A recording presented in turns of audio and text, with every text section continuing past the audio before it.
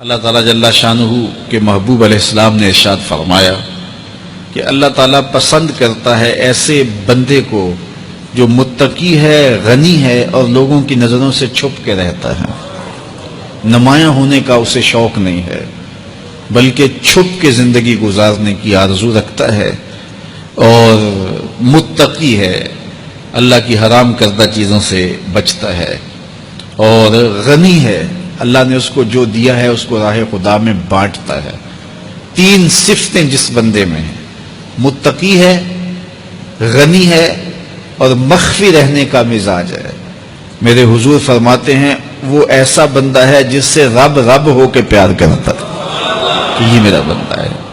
تو اپنی زندگی گزارو تقوی کے نور سے، زندگی گزارو خلق خدا کو بانٹتے ہوئے بسر کرو، جو تم کو اللہ نے دیا اس کو بانٹ دو لوگوں میں۔ اور تیسری خوبی کہ لوگوں میں نمایاں ہونے کا، آج کل تو جب سے یہ سیلفی آئی ہیں تو اس شوق کو تو مہمیز لگ گئی ہے نا، یہ تو شوق آسمانوں پہ جا کے چڑھا ہر بندے کو نمایاں ہونے کا۔ آج تو عمرے بھی کیش ہوتے ہیں، طواف بھی کیش ہوتے ہیں، نمازیں بھی کیش ہوتی ہیں، سجدے بھی کیش ہوتے ہیں، اور انتہا ہو گئی رسول اللہ کے در پہ جو حاضری ادب والی تھی وہ بھی کیش ہو رہی ہے۔ تو اس نے نمائش کے شوق کو آسمان پر پہنچا دیا۔ لیکن اللہ کس کو پسند کرتا ہے؟ جو چھپ کے رہتا ہے، جو پوشیدہ رہتا ہے۔ نمایاں رہنا اس میں بہت زیادہ آفتیں ہیں، بہت زیادہ آفتیں ہیں۔ العافیت فی العزلہ، میرے حضور نے فرمایا عافیت تنہائی میں ہے۔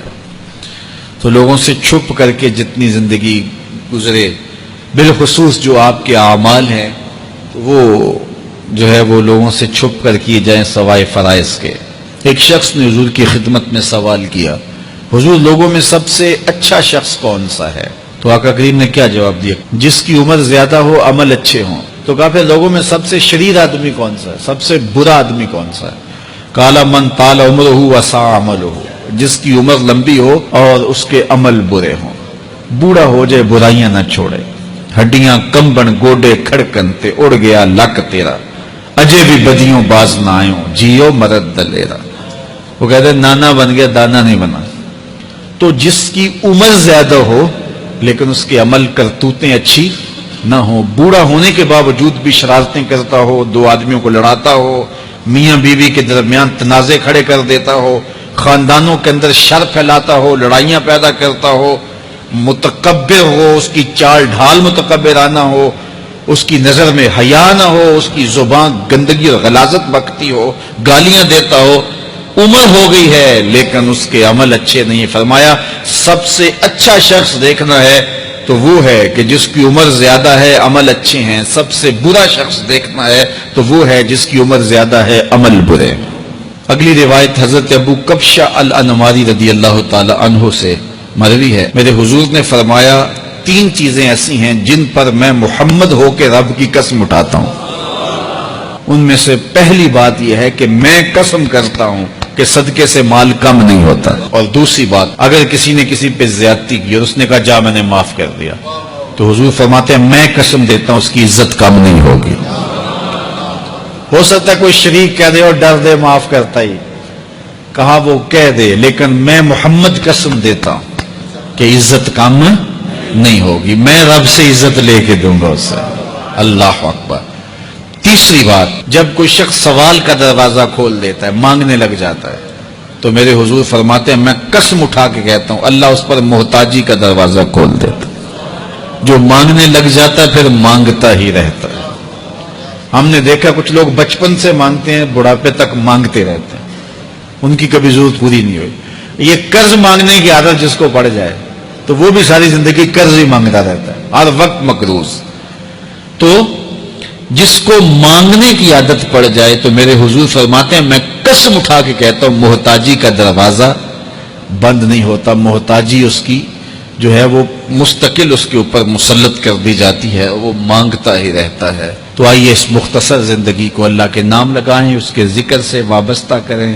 دنیا میں چار طرح کے لوگ پائے جاتے ہیں۔ پہلا بندہ وہ جس کو اللہ نے مال بھی دیا ہے، علم بھی دیا ہے، شعور بھی ہے، ضروریات دین کا علم بھی ہے، اللہ تعالیٰ نے اس کو فہم عطا کیا ہے، علم دیا ہے، اور وہ اس مال میں اپنے رب سے ڈرتا ہے۔ کہ اس کو غلط جگہ خرچ نہیں کرنا، اور صلہ رحمی بھی کرتا ہے، رشتہ داروں کے حقوق کا خیال بھی رکھتا ہے، اس میں جو اللہ کا حق ہے اس کو بھی ادا کرتا ہے، صلہ رحمی بھی کرتا ہے، اللہ کا حق ادا بھی کرتا ہے، اور جو ہے وہ اللہ سے ڈرتا بھی ہے، مال کو غلط خرچ بھی نہیں کرتا۔ میرے حضور فرماتے ہیں کائنات میں سب سے افضل شخص دیکھنا ہے تو یہ شخص ہے، کائنات میں سب سے افضل شخص یہ ہے کہ جس کو مال بھی دیا گیا اور جس کو علم بھی دیا گیا، اور وہ گڑبڑ نہیں کرتا، وہ اللہ سے ڈرتا ہے، صلہ رحمی کرتا ہے اور مال کا حق ادا کرتا ہے، تو یہ سب سے افضل شخص ہے۔